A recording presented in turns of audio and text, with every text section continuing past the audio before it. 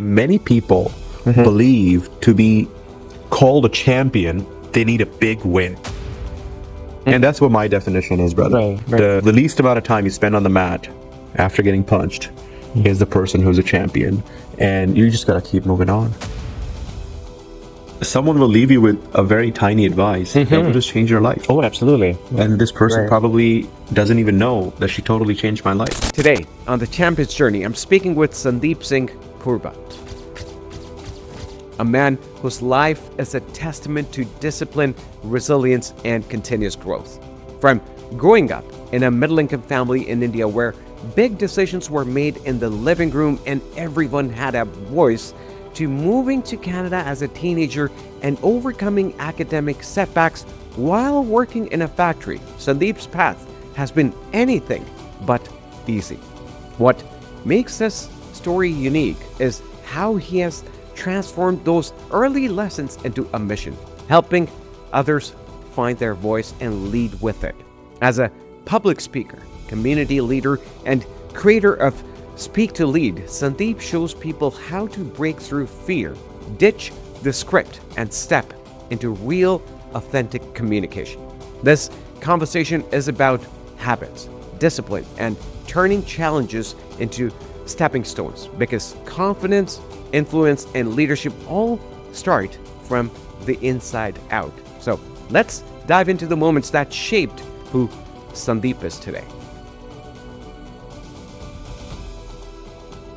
All right, Sandeep, thank you so much for being on my podcast today. It's my pleasure, brother. Really a pleasure. Thank you so much for having me. It's absolutely my pleasure. Thank you.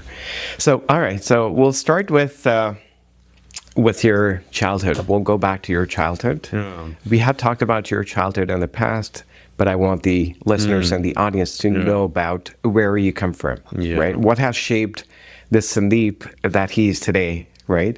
Yeah. So, take us back into the childhood, please. So I'm the youngest in my family. We're two brothers, and I'm the youngest one.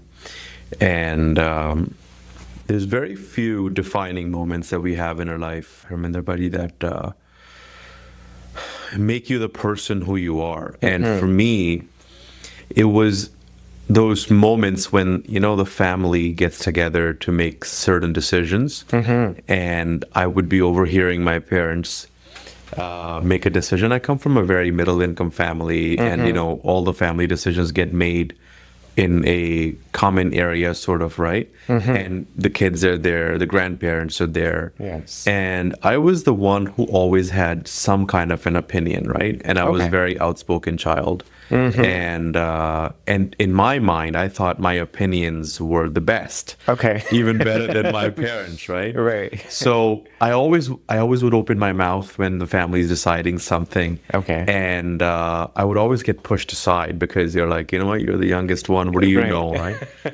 So in that moment, something shifted in my mind, and I said, you know what?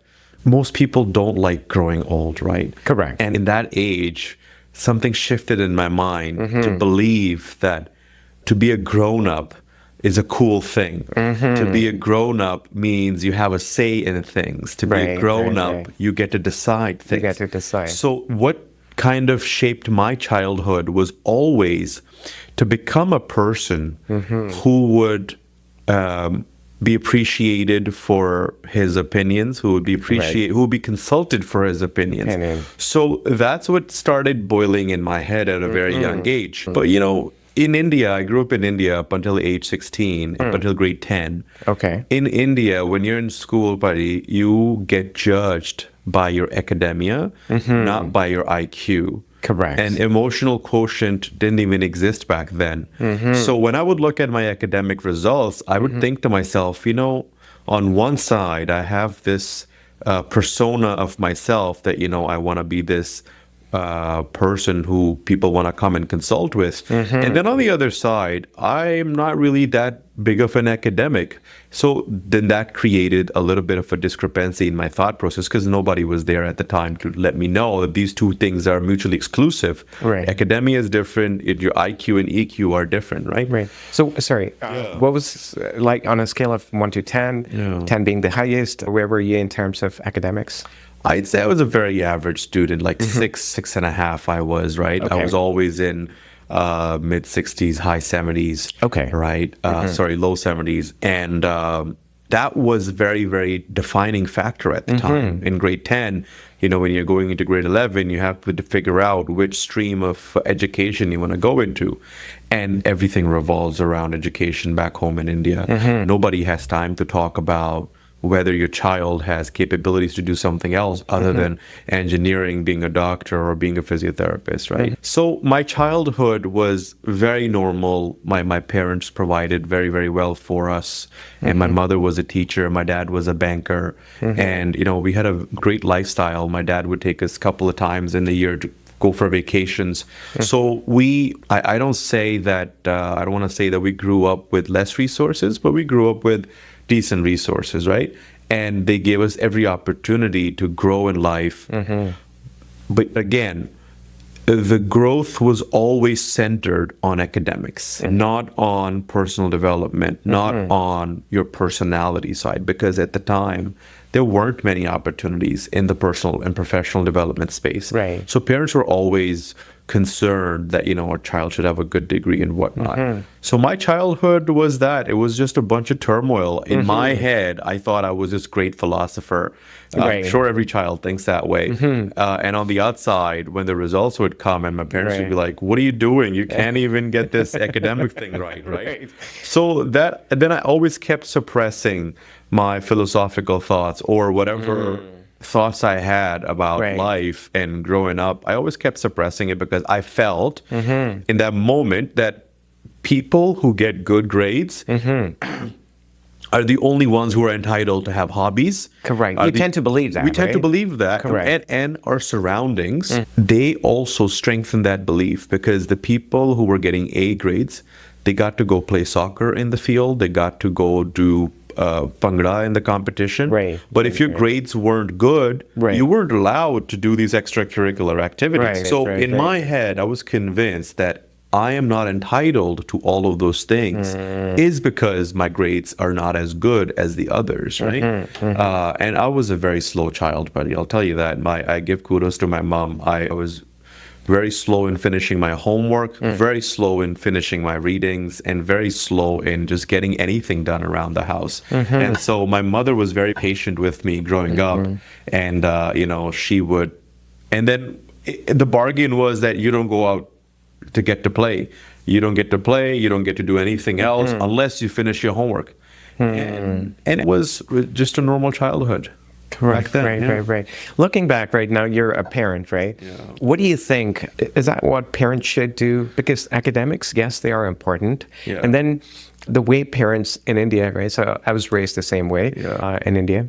So the most important thing for a child is academics, right? So only if you fulfill that duty, you will be allowed to do certain things. You'll be allowed to watch TV. You'll be allowed to play. But if you're not studying properly, right, you're not studying well, then you don't get to do those things. Yeah. Do you think that should be the way? Would you do that as a parent? Or is there's like, there's no right or wrong, right? Yeah. That's just the way some people would like to raise their children. Yeah. But do you think, it is right to an extent? Or it could be any different.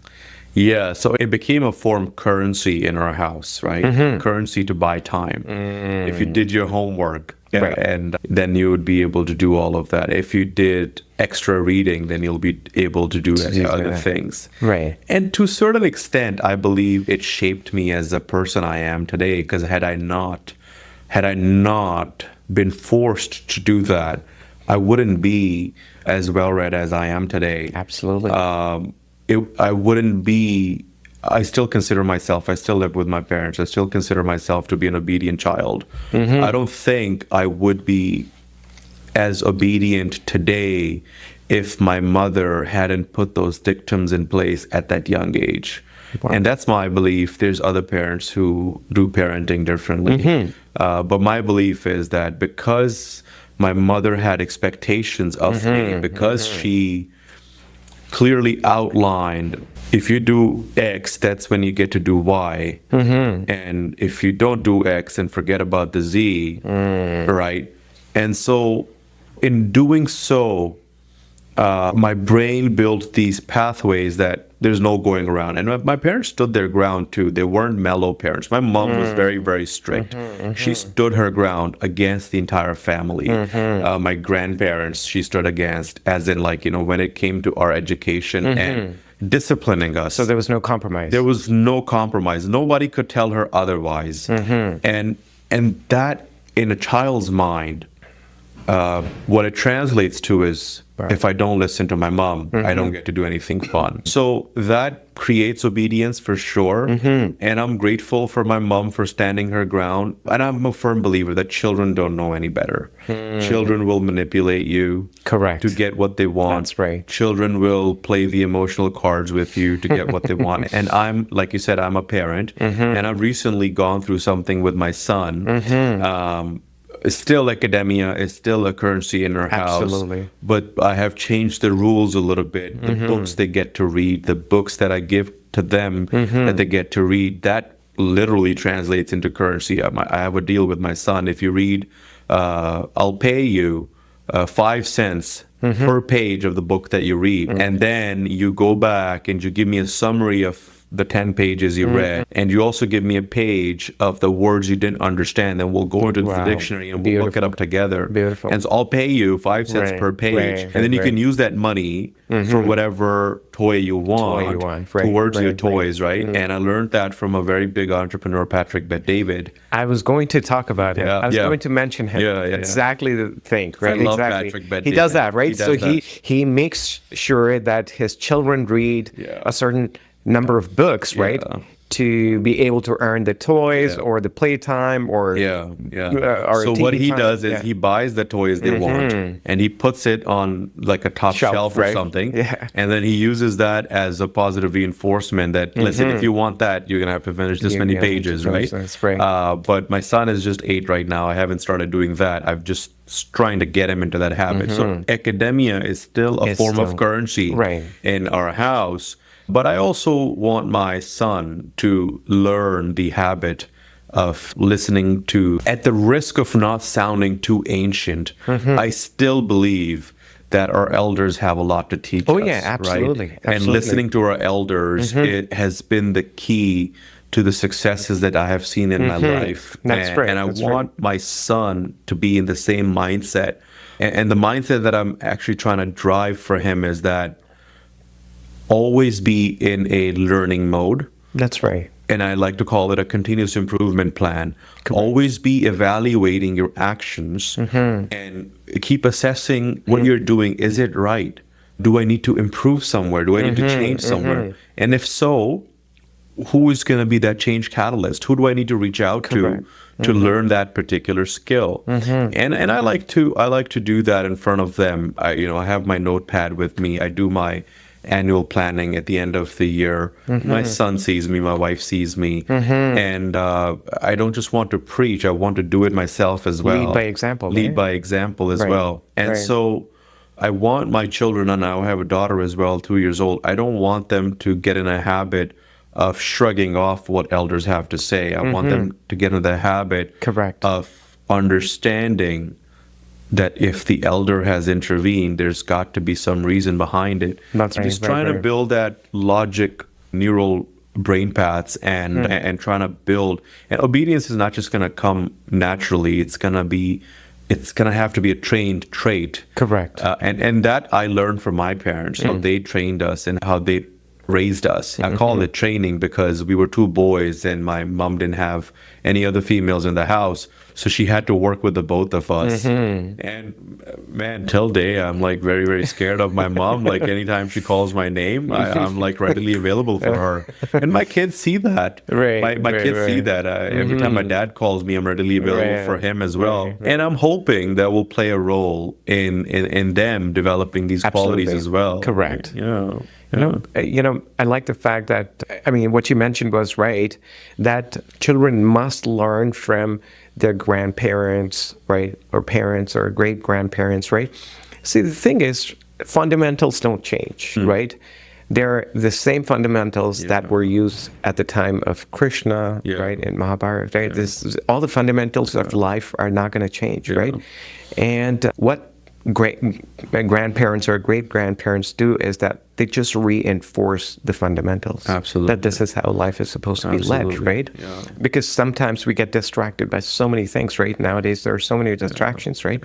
But grandparents, I see in a family, play a big role in reinforcing those fundamentals and teaching us how, we should strike a balance. Right? Absolutely, absolutely. And I'm forever grateful for the life we are creating right now for ourselves, for our children, being with our parents and having them heavily involved in the, raising of our children.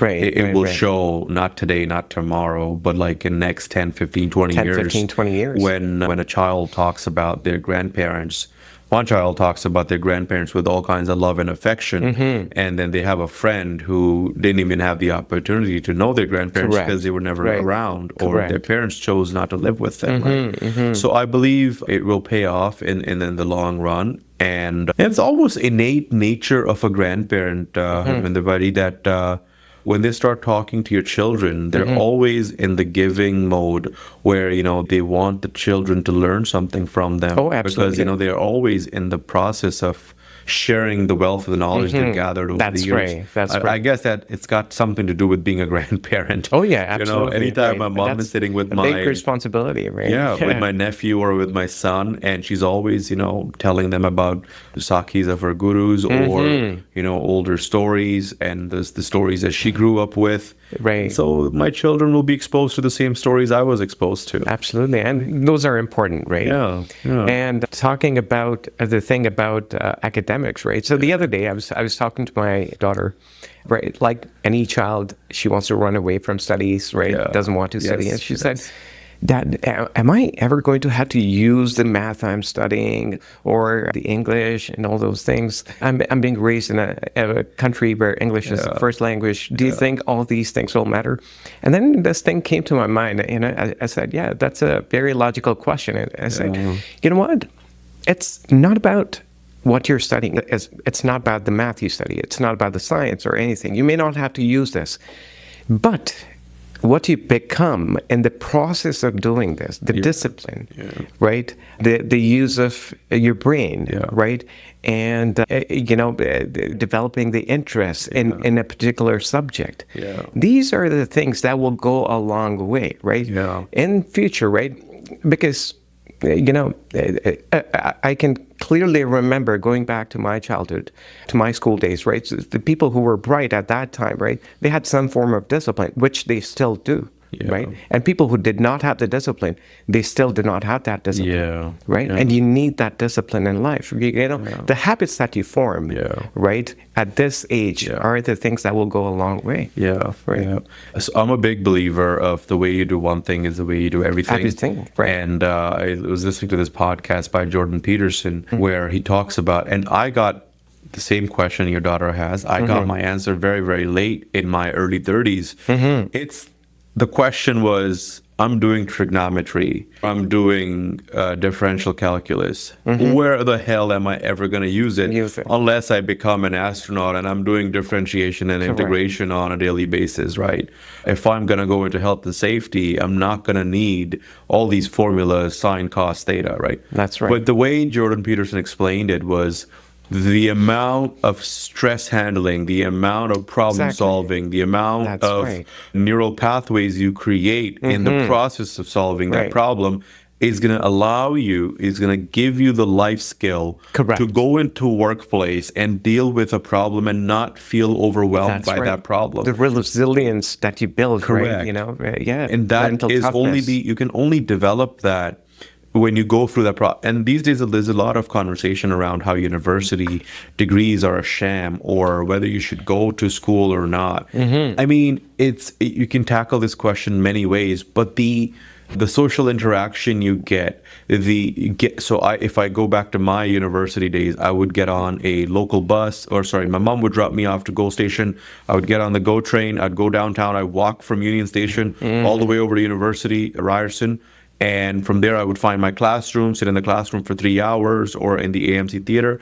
The process of becoming independent for like a 20-year-old person, That's right. this whole process is very, very overwhelming. But being able to do it and being able to do it successfully, gracefully, and over and over and over again, you get to meet so many good people on the way. Absolutely. And I'll tell you, most of my career that I have created right now, I give full credit of it to all the conversations I had on the GO train. Wow. With strangers? No, not with strangers. Sometimes with strangers, but mostly, because Ryerson's a commuter university, Right. and people are commuting from Brampton to Ryerson all the time. So I had some classmates who were commuting from Brampton as well, and so you don't get to talk to all your classmates in class because there's like 150, 200 students in a class. So when you're sitting like across to each other, you're forced to talk to each other. Absolutely. Right. So when you are in that process of conversation, someone will leave you with a very tiny advice that will just change your life. Oh, absolutely. And this person probably doesn't even know that she totally changed my life. Totally changed my life. Oh, yeah. Right. Yeah. I like to find her on Facebook and message her every now and then, but she's very busy with her life. She doesn't even know what she gave to me in that one conversation. Wow. Wow. So it's important to make yourself available out there, because at home you're just able to leverage your own brain. Outside you're able to leverage other people's brains, other people's minds, right? Correct. Yeah. Right. You have a very positive outlook towards life. Were you always this positive, or this is a trait that you have developed?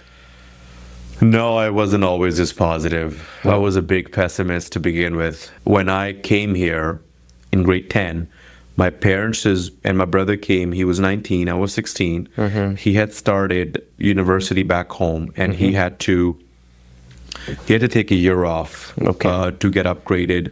2 years off, actually, to get upgraded. And my parents' only directive to me was that don't put yourself in a situation where you have to do what Gagan has to do.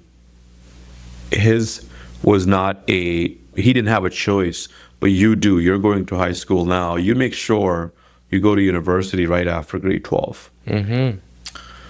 But lo and behold, as fate would have it, I didn't pay attention as much as I needed to in grade 12. I didn't get the grades I needed to get into university at the time. And the programs I'd applied to, their grade point average requirement was like quite a high 80s. And I was stuck in high 70s and low 80s, right? So when I finished my grade 12, I did not get into any university. So I was forced essentially to take a year off and upgrade my grades by retaking some courses. So that was the starting of my pessimism, where I thought to myself that here I am, I've been given all of the opportunities to do this right, yet somehow I don't do it right, and now I'm stuck doing night school in Mississauga, so I'm commuting from Brampton to Mississauga, and I have to work full time in a factory. So I got myself a job at Best Buy on Airport. It's actually very close by here, Airport in Williams Park. Okay. That big Best Buy factory. I was their Photoshop technician, photo lab technician. They used to print these photo books and whatnot back then. Right. This is 2007 September, or rather, our school ended in April. So this is May of 2007, 2 years after I was here. So what started out as a very pessimistic journey, where I would wake up early in the morning, go into a factory, do my production, and then 2 days a week I would go to night school to upgrade my grades so I could get into any kind of university in the January session or in the September session. It really started to shape me as the person that I can see reflection of it in my today's life. Because when I would go to that factory, I would see engineers working there. I would see physicians working there. I would see teachers working there. Right. And when I would ask them, why are you here? They'd tell me that we're here only temporarily. We're still upgrading. We're going to get a job for a lifetime. And from there, from that surrounding, I started to gain some perspective. First perspective was that this is exactly what I need to avoid And this is why I need to get better at academics. Because nobody wants to be in a manufacturing facility when you don't have to be, or when you have the capacity to do something else and not be there. That was another turmoil inside of me that, I could have avoided this. But I spent 1 year working there, brother. In that 1 year, I gained so much life lessons. I gained so many life lessons from so many good people, that this one individual, he was working, he wanted to be a cop. And this one day he just stopped showing up, and I asked his brother, "Buddy, what happened to your brother? Did he lose his job or something?" He's like, "No, he got accepted to the Toronto Police." Wow. He was doing this part time. He was doing the Toronto Police preparation part time, working a full. He's like, he's now a full time cop. I'm like, wow, that's also a possibility. So that was a means to an end, right? That was a means to an end, and but it also made me realize that there is an exit strategy. Correct. There is an exit strategy, and I could also exit. Right? That pushed me more towards getting better grades again. And in that 1 year, the optimism came from the fact that I started considering that 1 year off as my personal development year off, because that's where I learned so many new things from anybody that I wouldn't have had exposure to, about people, about how things work, about how you make money. How were you learning these things? Because I'm getting paid at the time. I'm getting paid $12 an hour, and I'm getting this paycheck. And at the time, I'm like 18, 19, 18 years old I am. And I'm giving all of that money, obviously, to my parents, because we were living paycheck to paycheck at the time. Right. But I start to realize that making money isn't easy, and there's more than one way to make money. And going to university is gonna bump me from making $12 an hour to making $30 an hour. That's why I need to go through university. Otherwise, I'll be stuck making $12 an hour and begging for 50 cents an hour more. Obviously, there's no disrespect to people who are doing that right now. And that's another thing that struck me, was many people are stuck where they are stuck because they don't have any other choice. That's the only skill they learn. They don't have a choice, or they don't make a choice. See, you're right. It's both things. But when you get comfortable doing something for over a period of time, you lose the agility to learn new skills. When you don't take that effort early on in your whichever menial job you're doing to make ends meet, you don't take that effort to learn another skill. That's right. You then get stuck in this comfort zone. Correct. And you're like, you know what? I don't have time to grow and improve. I just need to put my head down and get this done. Correct. Exactly. I didn't mean any disrespect to people, right, who are in that situation, who are trying to get out of it but cannot. It's hard. It's not that easy, right? But again, you have to be mindful that, hey, you know what? You don't want to be in that situation. For example, like you didn't want to be in the factory, right? You realize that, hey, I have to do something different to get out of here and to be able to bring more money, right? Another thing, Harminder Bhai, is that now the demographic looks a lot different than it did back then in the factory era. The people who were always in the factories were the ones who weren't well read from back home. Correct. It was the people who came as spouses of their spouses, and they were grade 12 from back home, or they don't have a grade 12 diploma from back home, or they have a diploma and it's not valid in Canada from back home. So the demographic at the time was that, dude, we're stuck. We got nowhere else to go. They had limited options. Even if they want to grow, the language to grow in is English, and they don't know English as well. That was a barrier. So it's a barrier in the sense that I can't do anything else. This I'm good at. And I'm just going to keep doing this. That's right. And that was my shift. Correct. That they have a barrier. What I was saying was, if they asked themselves this question as to, is there something that they could do better with their talent? Do they have something different that the people around them do not have? And could they use that talent in a different way to bring more money to the table, or maybe for better fulfillment in life? I'm sure no one enjoys working in the factory for their life, right? You know, now that I think about it, this takes me back to what I was speaking to you earlier about continuous improvement plan. Correct. I have it. I do it in my life, and I know my family members do it as well. But it's not a conversation that is very regular in the family gatherings I used to go to. And the very people that I grew up with, watching them working in factories, their conversations are not growth oriented. And that's a missing piece of communication in our community, where when we get together, we don't get together to learn from each other or to grow to the next level. And I believe that's a big tragedy of our community. The get-togethers that I remember seeing as a child is that people are getting together to get drunk, forget about their sorrows, that they have to go back to Monday morning again, and talk about 50 other people that how they don't get along with them, or how that person's not doing better than them, or flaunt their own winnings despite all the hardships, right? Correct. But no one talks about how to get out of the hardships. And that's what I was exposed to as a child. And there was no conversation about growth. No one's talking about doing something different. No one's talking about doing something better.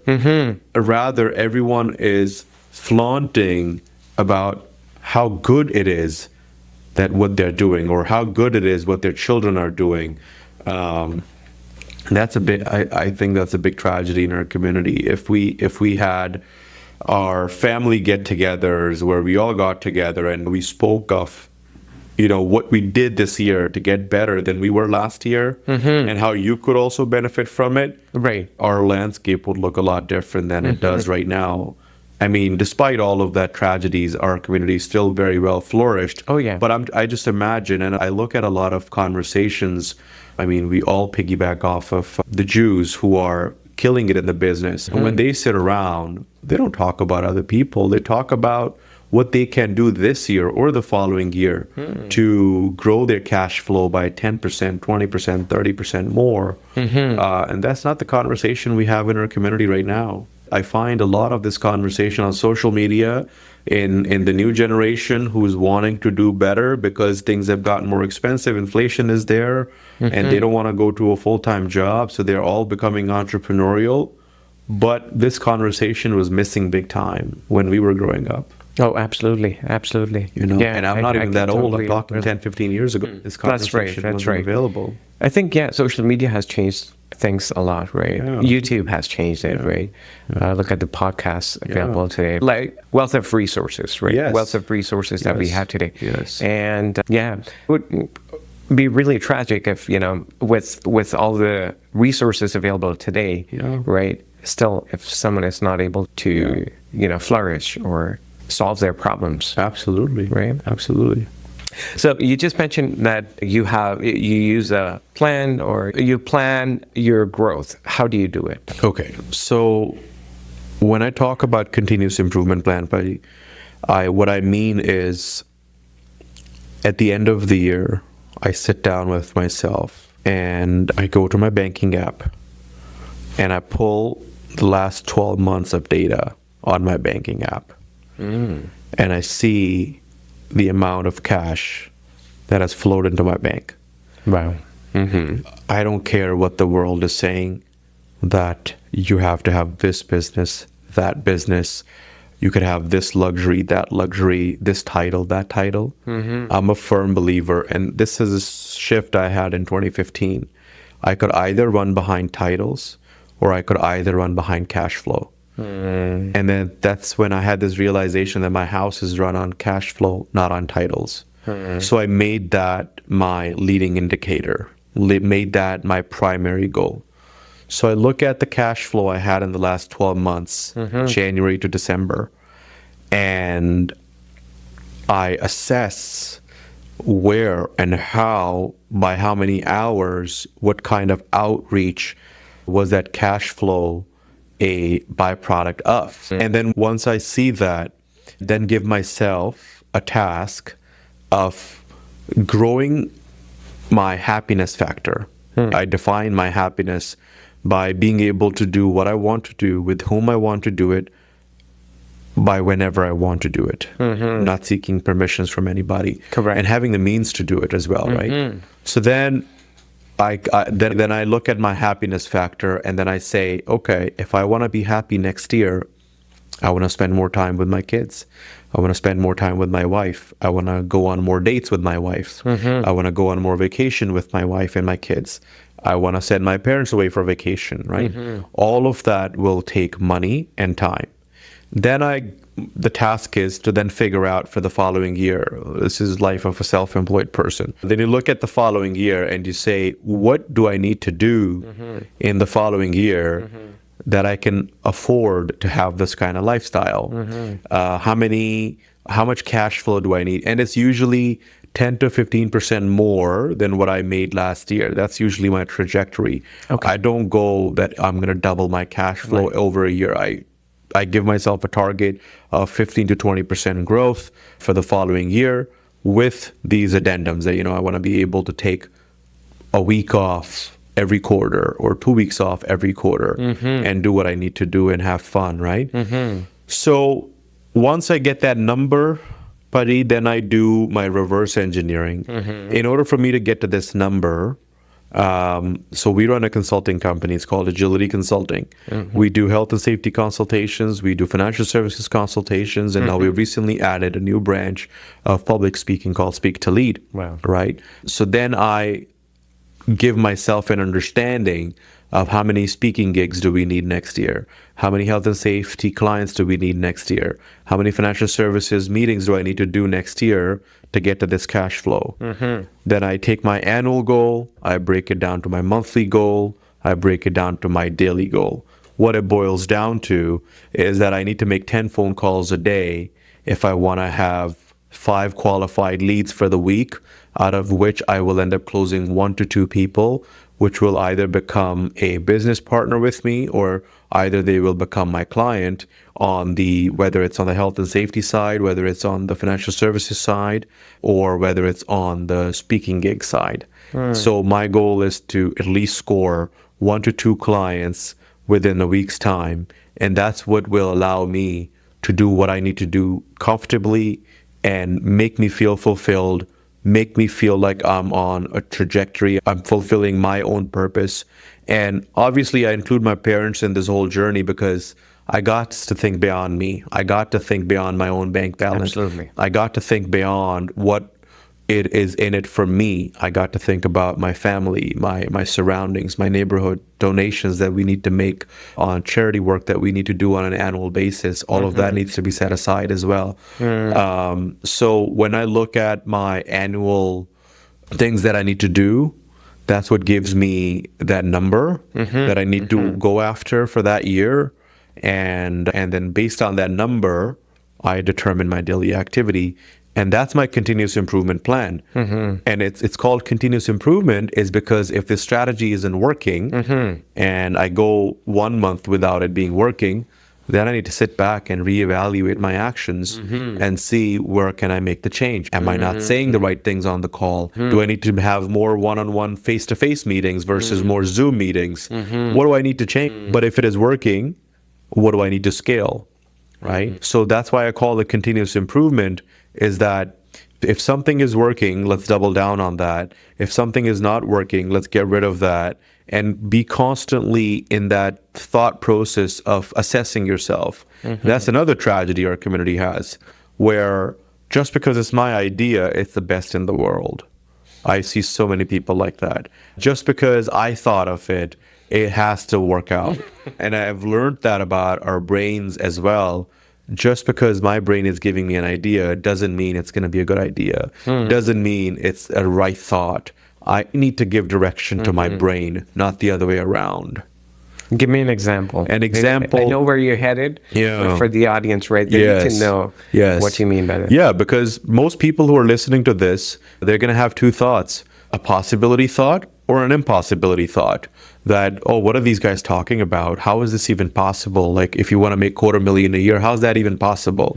That's an impossible thought. And the possibility thought person would think that, okay, well, if this dude who doesn't get the right grades in grade 12 to go to university can do all of this. Why can't I do all of this? Now, when you get these two thoughts in your mind, possibility and impossibility, it depends which thought you give power to. Now, if your brain gives you the impossibility thought first, and if you are of the opinion that whatever thought I'm getting from my brain is the right thought, you will start empowering that impossibility thought that, you know what, I don't think this will work out. It worked out for Sandeep maybe because he had so many people to help him, or it worked out for Harminder because he had so many good people in his network. I don't think it will work for me. So those are the people that I think are being directed by their brain versus whosoever's listening to us, and they can try this out as well. When they get that impossibility thought, immediately they need to tell their brain to, shut up and listen to what I have to tell you, because I just learned something that I can tell my brain to shut up and say, no.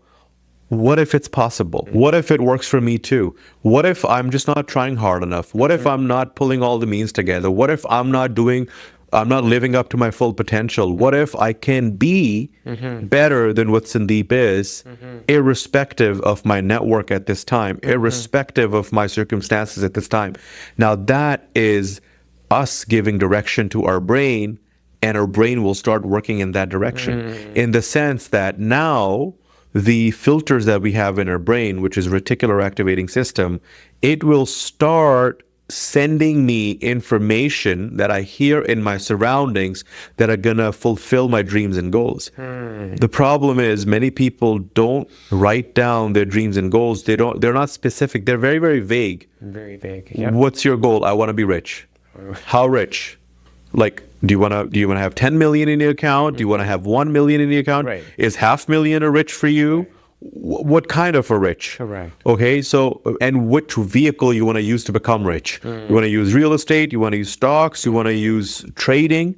You don't know any of that stuff. When you're not specific, brother, then there's other ways to get rich as well. There is non-ethical things you can do to get rich. There are non-legal things that you could do to get rich. So now when your brain doesn't have a filter, it will start sending you these signals from around your surroundings. Even if you overhear someone a conversation that, if you do one roundabout of a Coke truck, you'll make XYZ amount of money. Because you didn't specify that I want to be rich as long as it's legal, moral, and ethical. Correct. And I want to use financial services organization to become rich by recruiting people, getting them licensed, and then serving people. That's my way of getting rich. Right. When you don't define that, You any define conversation, the criteria. You just have the goal in mind, but you haven't defined the criteria. You haven't defined the criteria. Right. So any conversation around you of becoming rich will start getting to you. Correct. And then you will start running around in 10 different directions. Versus if you and I sit down and we plan today that, brother, by the end of this quarter, I want you to make $30,000. And the way to do that is to recruit people, to get them licensed, to serve them as clients. Now your brain is going to only filter the people that you want to bring into your organization. And your brain will only give you information that is pertinent to your goals. Many people don't understand this. Many people don't understand this, and that's why we have a lot of people just going in circles and circles and circles because they're trying this, they're trying this, they're trying this. That doesn't work because they don't have proper mentorship. They don't have proper guidance. They don't have proper structure. They're living off of doom scrolling. They're listening to 50 different people online. They're not choosing that one person to listen to and follow through with every single teaching of that person. Correct. And that's why people are stuck in this vicious cycle of wanting to be wealthy, or no one even talks about being wealthy. People talk about only being rich. And the difference is tremendous between the both. Right. People are stuck in this rat race of being rich, but they don't have any structure. They don't have any direction. So that's where I believe listening to your brain versus giving direction to your brain answer lies. Wow. You seem to be very organized. Tell us how people can become organized in life. What are, can you lay down 5 steps or 3 steps? Yeah. So becoming organized for me was a big time necessity that I became like this. And this again has to do with my schooling, my academics. In the first year I was in Ryerson, I did well. But in the second year, I got a little overconfident and I started being behind on my assignment submissions. I started missing deadlines. And I would only find out about an assignment like a day or two before it was due from my friends and colleagues. And it was because I was disorganized. And I was very close to failing a few subjects because I had missed out on the deadlines. And remember I said the way you do one thing is the way you do everything? Right. Because I was disorganized in grade 12, I ended up working in the factory. And even after working 1 year in the factory, clearly I didn't learn my lesson about being organized. I started being behind on my grades in university as well because I was doing the same things I was doing in grade 12. It worked out in grade 12 because the pressure wasn't that high, but the pressures are very high in university. And the stakes are also very high in university because high school is free, university is paid for, right? So out of sheer desperation, I needed to come up with a system so I don't miss my assignments, deadlines. So what I would do then is that at the beginning of the semester, when the teacher would give us the evaluation timetable, course outline, I would look at every single deadline that the teacher had set or the date that they had given. I would create a fake deadline for myself on Google Calendar or Apple Calendar at the time. And I'd give myself 5 or 6 extra days of buffer. And I put that in my calendar. And then iPhones were around, then my phone synced with my laptop. So I would get notifications on my phone that this is so-and-so assignment is due by so-and-so date, because I would set reminders accordingly, right? And then I got in the habit of reviewing my Apple Calendar on a daily basis because I was going to school, opening my laptop. First thing I would look at is my calendar. Is out of necessity, out of sheer desperation, I had to get organized. But the good thing that came out of that was that I started implementing that in my personal life as well. Any doctor's appointment I would have, any family event I would have, I would start populating my calendar. And many people thought I was crazy back then because my calendar looked like, you know, that of a business owner at the time. But it was all personal stuff, right? Going to Niagara Falls with the family on the weekend. But that gave me a habit of not relying on my memory because clearly that wasn't serving me. Correct. If a habit isn't serving you, find a solution. Many people take pride in remembering stuff, but you won't always remember stuff. It's too much of mental space, right? Too much of mental space being gathered, and I want to keep my mental space a little clear. Correct. If I don't need to remember a phone number, then I won't. If I don't need to remember an appointment, then I won't. I just set some reminders on my Google Calendar. Right. And it's a simple tool. Everybody can use it. That's right. I just use it religiously now. Anytime I make a commitment, like even our podcast commitment today was in my calendar. Absolutely. And that helped. That was a starting point of me getting organized. And then from there, I realized, you know, I need to organize my file and folders on my computers, on my cell phone, on my OneDrive, on my Google Drive. And then it just started to snowball from there. Now, anything I need, I just Control F on my computer and I'm able to find it. And it just made my life a lot easier. Correct. And if it's making my life easier, I'm going to constantly keep feeding that. And now I got my wife on that as well. I installed Google Calendar. I share my calendar with her. So she knows what my week looks like, where I am, in the sense that what my daily activity looks like, right? It's another sense of accountability for a self-employed person as well. Correct. I know what her schedule looks like, and then if she needs to put something in the calendar, or she needs to not make an appointment with me, but like if she needs to do something, she would look at my calendar, put something in my calendar, I get a notification, we'll talk about it. Much more easier, as opposed to going back and forth. Are you free this day? No. Are you free that day? No. Well, when are you free for me? It just leads to more fights. So as soon as my wife tells me, are you free this day? I open my calendar and I give it to her. I'm like, take a look at my calendar and let's figure something out conducively, right? And it just makes my life so much easier. Wow, Many people might think it's a little weird. So what? It makes my life easier. Oh, absolutely. I can relate to it. And, doing random stuff gives you random results, right? I agree.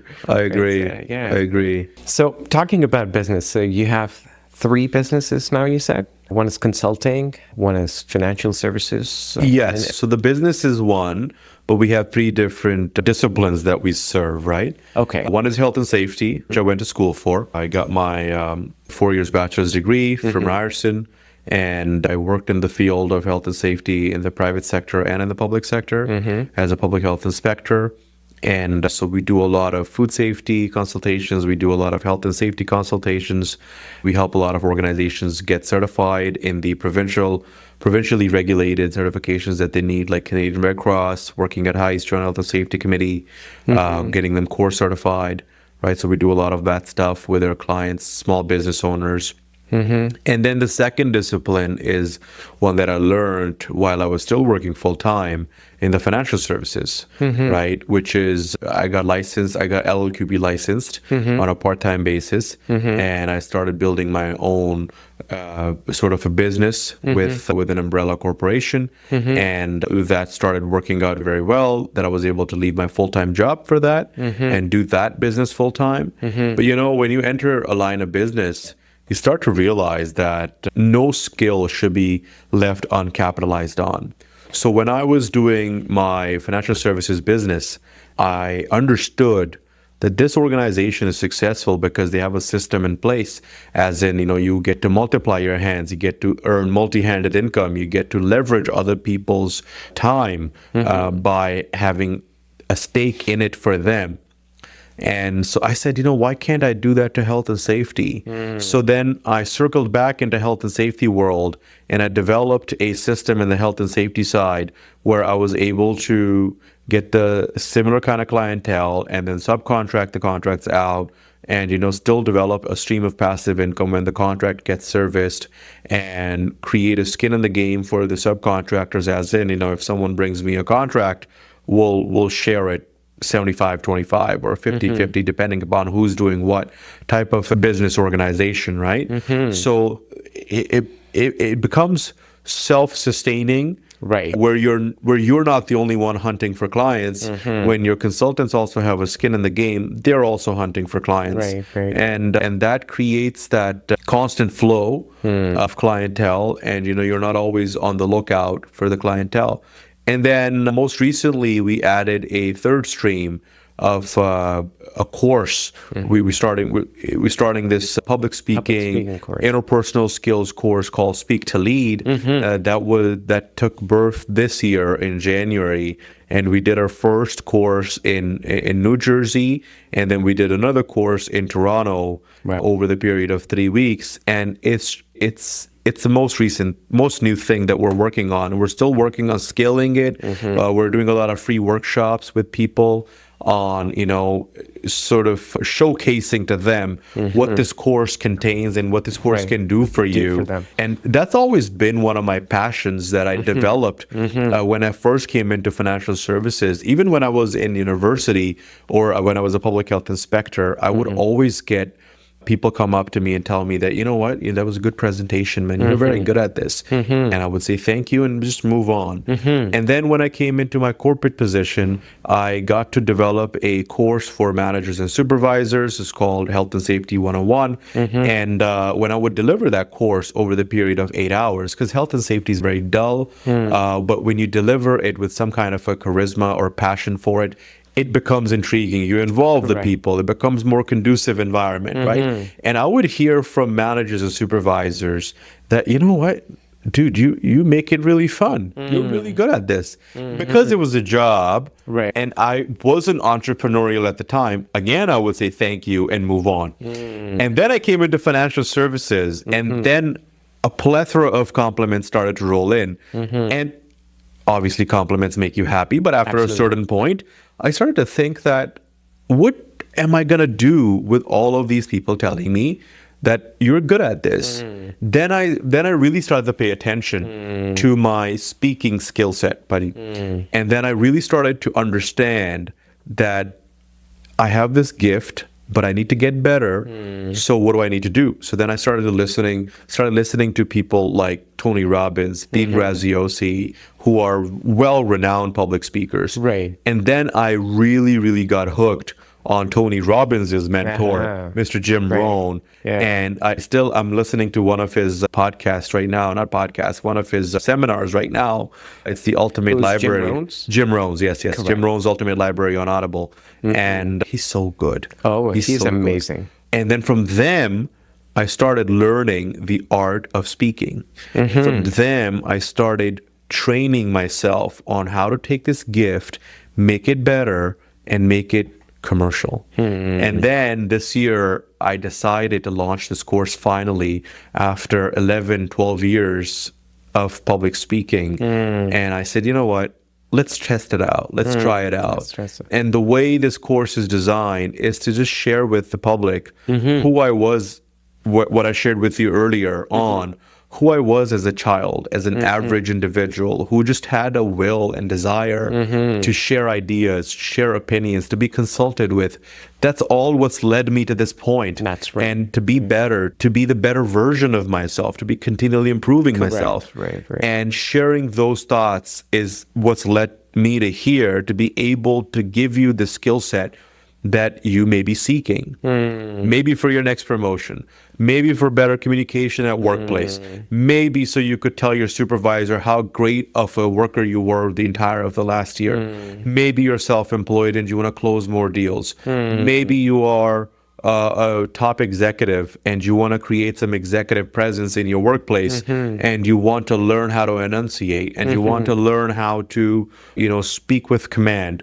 This course is meant for anybody and everybody who wants to improve on their interpersonal skills, who wants to improve on the way they speak, the way they carry themselves, the way they portray their ideas.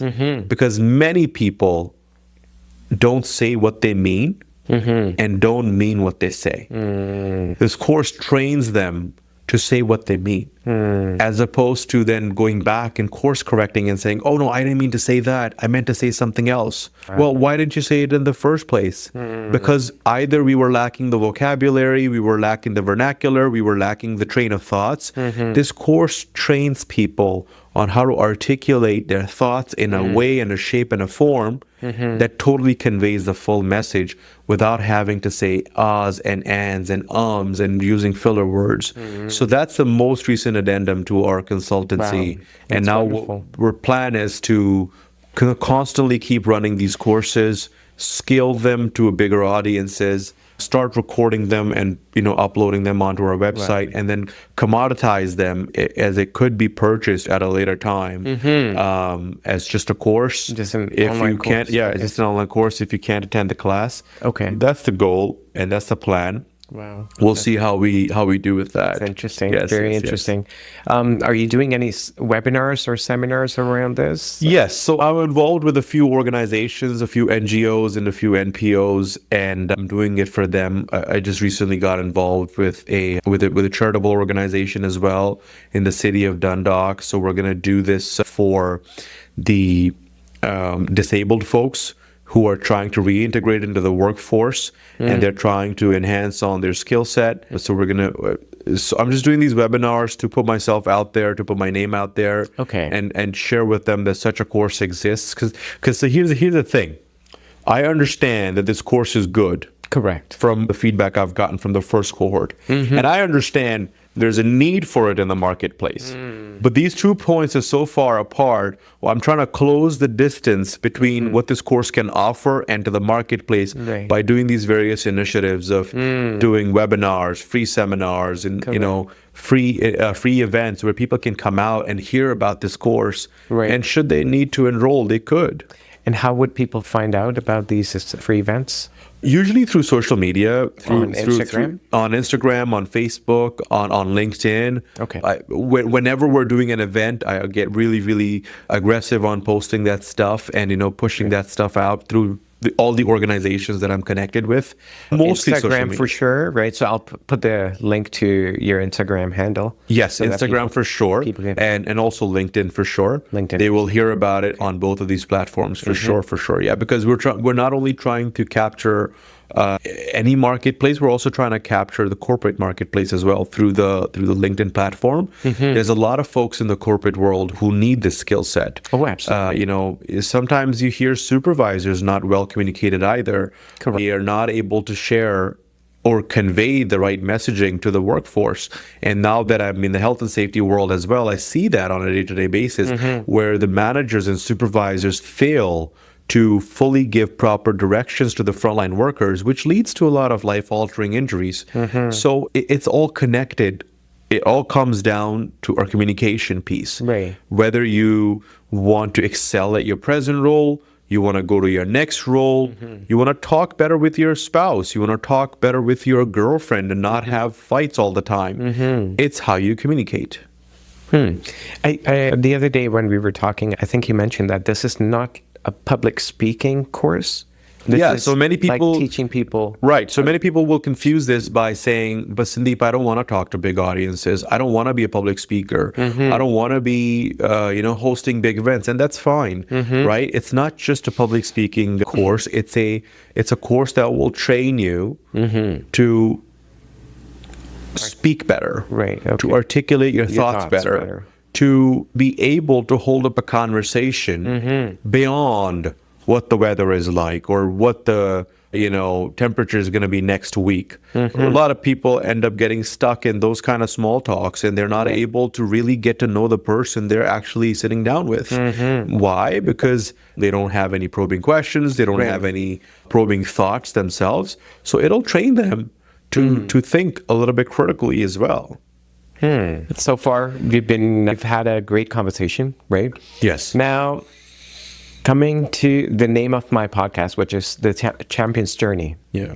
In my opinion, in my eyes, right, a lot of people are champions in their own areas of life, right? A champion doesn't mean someone who has won a medal, right, or someone who's who has achieved a big level of financial success, right? What do you think? In your opinion, what do you think? Who do you think a champion is? So, like you said, yeah, I'm absolutely in alignment with your thought process of someone being called a champion. How do you define a champion, right? So, to be honest, when I look at my life, I see the elders in my life, right, who have done tremendous things in their life, whether that is in the financial sector or whether that is in the family side, right? It's given me an opportunity to sit back and understand what the true champion is, and that I believe is that everyone in their own right is a champion, right? Because if we go back to the journey that we discussed about my life, where do you start and where do you end up? And there's a lot of variables in that, but I very strongly believe that a champion is a person who, despite all of the challenges they face in their life, despite all of the adversities of their life, they fall down and they get back up and they keep moving. Now, in this whole process, a champion is a person who takes the least amount of time to get back up. Right? Muhammad Ali used to say, no matter how good you are, everybody has a plan until they get punched in the mouth. Right? We all get punched in the mouth by life one time or the other. Now, if you decide to stay on that mat longer than necessary, then that is where the line is of a champion and a loser. Irrespective, we're all going to get up. But the quicker a person gets up, the faster a person gets back on their 2 feet and says, you know what, that's okay. So what? Let's go. Let's move on. And there's so many people around us right now Correct. who are champions by this definition. We're all around us. I see people getting punched in the mouth and they're falling down, and they have good friends around them, and they buck them up and they move them on. And that's what my definition is, brother. Right, right. The least amount of time you spend on the mat after getting punched is the person who's a champion. And you just got to keep moving on. That's right. And punching in the face doesn't really have to be like a big calamity, right? Right. It doesn't really have to be like, you go bankrupt, Yeah. or you fail miserably, you get separated. Like you're getting punched in the face every single day, like Yeah. small little things. Like someone says something bad to you. Yeah. It's a punch in your face. Of course. Like, and there are a lot of people that will dwell on it for days or Yeah. probably weeks, right? Yeah. Right. And that's probably what you Yeah. mean by it, right? Yeah. Like, dust it off, move on. That's it. Yeah, That's right? it. So, and that's what makes you a champion, right? So, like, we become champion every day, every minute, every hour, right? I'm so glad you brought that up, because many people believe to be called a champion, they need a big win. They need something magnanimous to Correct. happen in their life to be able to be called as a a champion. But it's not that. It's the tiny wins you stack up on a daily basis that turn into weeks, into months, into years, Right. that you emerge as a champion. Correct. Right. Right. And in my opinion, many people are not willing to be consistent, to stack those daily wins.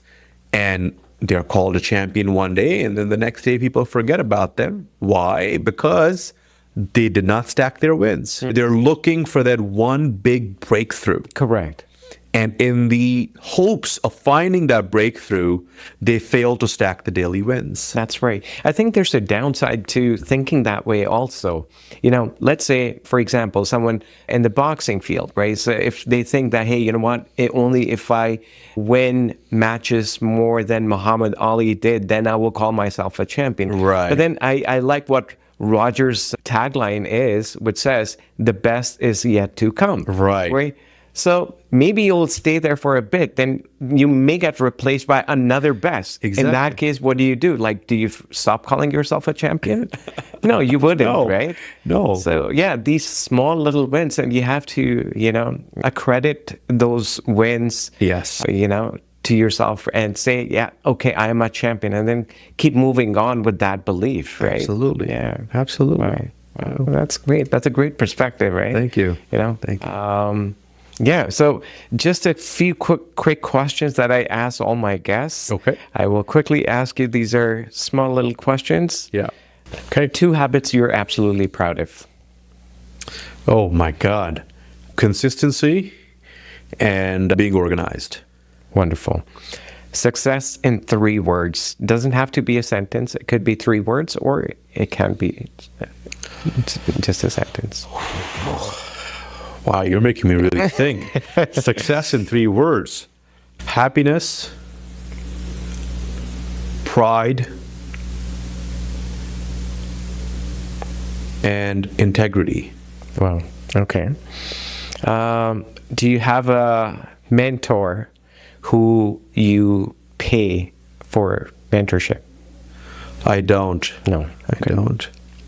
I have mentors, but I don't pay them. You don't pay them. Yes. Right. And does a mentor have to be someone you can meet in person, or they can be distant too? Like define. I have multiple mentors. Sometimes I need a mentor to physically be with me, to Right. strategize with me, to do some, draw some bubble charts with me and give me solid answers. Right. And some mentors, like I mentioned earlier, Jim Rohn, I consider him my mentor because I listen to his Right. olden clips, Right. and He's not alive today. He's not alive today, and I take direction from what he said many years ago. And Right. same with our prophets and gurus, that I listen to their teachings and I take direction from that. But When it comes to living a good life and philosophical side, then the mentor doesn't really have to be in person. In person. But if you need to strategize with somebody and you need like a solid plan and go back and forth and have a Q&A with, then it becomes a little important to have the person Absolutely. alive. It doesn't Correct. even have to be in person. You could do it Right. on Zoom session. You could meet in person. Right. Yes. Wow. Wonderful. Do you journal? I do journal. Right. How often? Journal daily. Daily? That's the first thing I do as soon as I get to the office. I journal daily. It doesn't even have to be anything complicated. I have journals that have major amounts of gratitude just listed. I'm a big believer of being grateful, being thankful for all the blessings I've received in my life. And I like to stack on that as well. I start my days with counting my blessings. Right. 3 segments of your journal, like, gratitude and what else? Gratitude, summarizing my previous day, and lastly, what I need to do in the coming days. Just a generic idea, like a rough draft that I take ideas from. They don't always come true, but I still just put my ideas down. Okay. Yeah. Okay. Good. A small habit that you changed that yielded a big reward.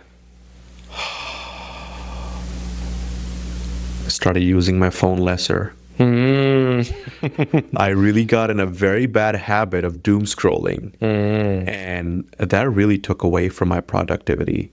And I now only use my phone to make phone calls and to take notes and to take pictures. Wow. Yes. Wow. Great. Last question. Would you want your child to do what you're doing? Absolutely. I would say that if you interview him, he will say the same thing.